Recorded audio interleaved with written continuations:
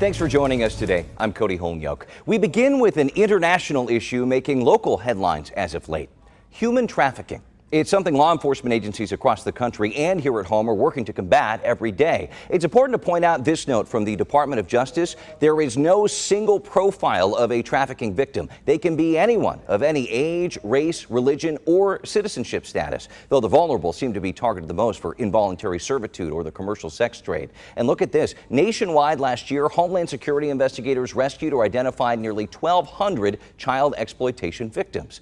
I mentioned local headlines. Well, in the past few weeks, authorities rounded up 32 people as part of a child sex trafficking investigation in Kansas and Missouri. Investigators nabbed about 15 of them during a sting operation in Jackson, Platte, and Clay counties as part of something called Operation Blue Ghost, which started last month. The feds targeted adults who were willing to travel to sexually exploit a child. And as victims advocates tell KMBC 9's Jackson Kurtz, this is not an uncommon story. It can be hard to imagine. I've seen kids from what you would consider very healthy families get enticed and they end up at the airport before somebody knows what's happening. But it's happening in the metro. It still is a shock when it's in your community, and it is all over the place. Jennifer Vernon, Clinical Director of Child, Youth, and Family Services at Synergy Services, says there's hundreds of kids being exploited in our area, whether it's sex trafficking or online. You don't have a place to sleep, you don't have clothes or food, well, have sex with me and I'll give you that. That's still exploitation, even though it's not putting a kid on the street to be prostituted. She says for kids recovering after being a sex trafficking victim, the trauma could last their entire life. It's hard to treat, it's hard to undo, and you really need family engagement or caregiver engagement. To keep kids safe, Vernon says parents and caregivers need to learn about internet safety courses and have open conversations with their young person to make sure they're living a happy and healthy life. People hear that and think, well, that's not going to happen here. Like I said, we've got kids being trafficked who go home at the end of the day and their parents have no idea because they're so afraid to tell. In Kansas City, Jackson Kurtz, KMBC 9 News. Joining me now to get to the heart of the matter is Scott Titus, Group Supervisor with Homeland Security Investigations. Scott, thanks so much for coming in. I wanted to have you here to kind of cut through some of the myths, get to the real story on what's happening. And I know this could be a very scary subject when we talk about trafficking. How real is this problem? Human trafficking is a real problem. It's something we're encountering in Kansas City just as well as they are in every major metro city. In our area, is it more prevalent here than in other parts of the country? Because you hear that every once in a while, but that's kind of hard to quantify, I imagine. It is. It's very hard to quantify. I'd say that it's just as typical as in every other major city. I think all the other large major cities are fighting it just as much as we are. With trafficking, and we talked a little bit before the broadcast here, victims are moved around quite a bit. Interstates being around cities, that has to pose a problem too, I imagine. It does. We do oftentimes see victims being encountered in one city, then fast forward a few weeks or a month later, encountered in another city. They're trafficked from location to location, and typically this is done to try and prevent us from rescuing or identifying them and pulling them out of those situations. I have to imagine this is a round-the-clock battle to try to find them too. It unfortunately is. We typically don't have Baker hours. These phone calls these tips come in at the late hours in the evenings and the weekends, and we try and react as quick as possible. Now, we mentioned Operation Blue Ghost. We know you played a pivotal role in that, in rounding up these suspects. What can you tell us about what you found when it comes to trafficking? Where do you go from here after an operation like that?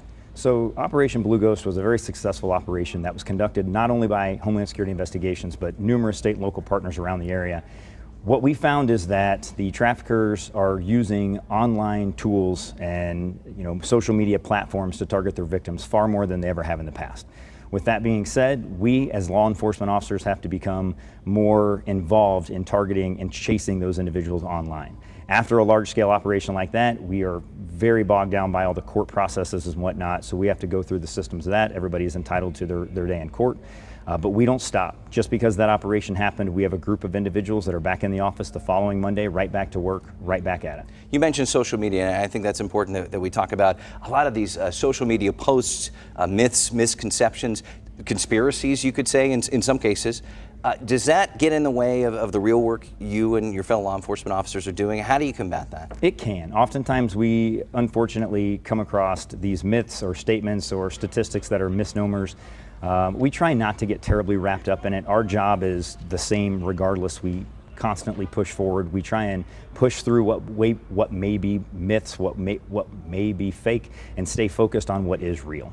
I mean, that's important too. And I imagine as we work to prevention, right, because that's what the ultimate goal is here, that education plays a big role. How do you get out and inform the public and kind of cut through those myths for parents and families? Absolutely. So Homeland Security Investigations has partnered with the National Center for Missing and Exploited Children to create what's called iGuardian. It's a program or project that allows us to go out, teach the public. We teach teens, children, teachers, parents across the gamut what they can do to be safe online, steps they can take to prevent themselves from being victims or targeted by online predators, and how they can prevent themselves from becoming victims of trafficking. What are the main pieces of advice that you give to families? Be aware, be involved in your child's life, pay attention to their social media. Unfortunately, social media is such a large portion of their life now as young individuals. Being involved in what they're doing, what they're posting is one of the best things to do.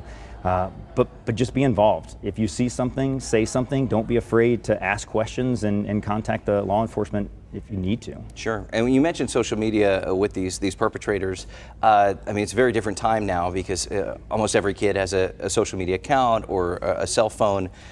What should parents do? Obviously, you want to keep an eye on what they're doing online, but sometimes this is very hard to spot, I imagine. It is very hard to spot. Unfortunately, these online predators are pros at what they do. They know how to target individuals. They stay oftentimes under the radar. They take their time building rapport with the victim. Parents just need to be involved. Look at some of the chats if you're comfortable with doing that. Find out if your child is talking to somebody that seems out of the norm, or someone that they don't go to school with that just seems out of the norm, or if statements are made that you would be uncomfortable with. Be involved. Oftentimes that's how these predators start. Yeah, I mean, it's tough for a parent too, because you don't want to be a helicopter mom or dad, but I mean, it's important to have these conversations for sure. It is, and as a parent myself, it is very difficult to walk that line and give them some space, but also be involved. All right, well, we appreciate the work you're doing, you and your fellow law enforcement officer, Scott Titus. Thank you very much for your time. To report a crime, you can call HSI's tip line at 866-347-2423. And for more information and advice, you can follow @HSI Kansas City on Twitter.